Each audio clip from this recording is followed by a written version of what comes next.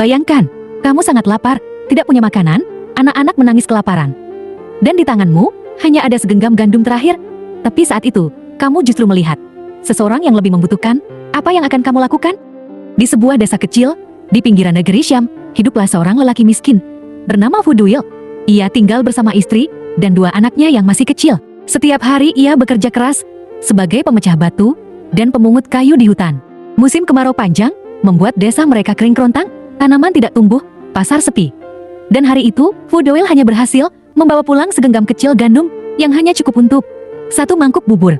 Istrinya memasak gandum itu dengan air seadanya. Saat bubur sudah mendidih, anak-anak menangis kelaparan sambil menatap mangkuk di tangan ibunya.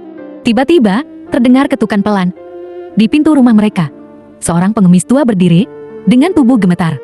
"Wahai tuan rumah," katanya lirih, "aku belum makan sejak kemarin, aku sangat lemah. Adakah sedikit makanan untukku?" Fuduil memandang mangkuk bubur di tangannya, anak-anaknya masih menangis. Ia tahu, jika diberikan pada orang tua itu, mereka mungkin tidak akan makan malam ini.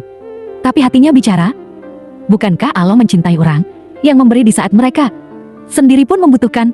Dengan mata berkaca-kaca, Fuduil mengambil mangkuk itu dan menyerahkannya kepada si pengemis. "Silakan, Pak Tua, ini untukmu."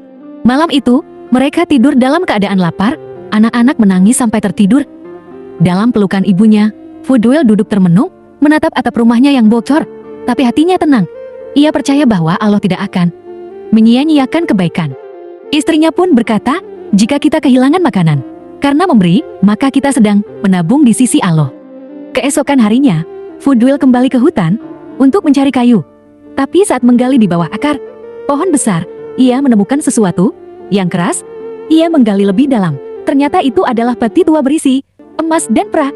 Fuduil bingung. Ia tidak tahu dari mana datangnya. Tapi karena jujur, ia membawa peti itu ke kepala desa. "Saya menemukannya di hutan. Dan saya tidak yakin ini milik siapa," kata Fuduil. Sang kepala desa terharu. "Wahai Fuduil, tak banyak orang sejujur engkau. Peti ini dulu milik saudagar tua yang telah meninggal dan tidak punya ahli waris. Sekarang, peti ini halal untukmu. Ini adalah balasan dari Allah atas kejujuran dan keikhlasanmu." Sejak hari itu, kehidupan Fuduil berubah.